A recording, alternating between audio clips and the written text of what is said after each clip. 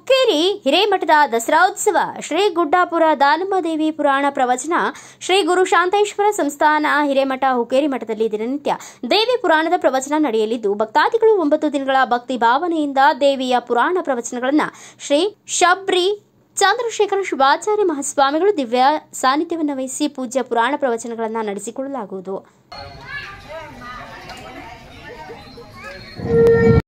ಪೂಜ್ಯರ ಸ್ನೇಹ ಆತ್ಮೀಯ ಸಂಬಂಧ ಬಹಳ ಇದೆ.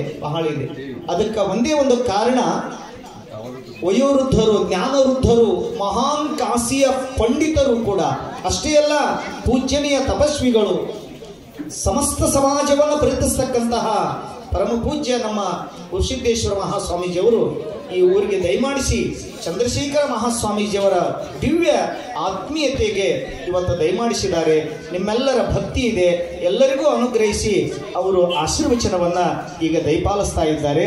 ಯಾಕಂದ್ರೆ ಈಗಾಗಲೇ ಪೂಜ್ಯರಿಗೆ 76 ವಸಂತಗಳು ಆಗಿವೆ, ದಯಮಾಡಿಸಬೇಕಾಗಿದೆ. ಅದಕ್ಕಾಗಿ ಅವರ ಆಶೀರ್ವಚನವನ್ನು ಕೇಳೋಣ.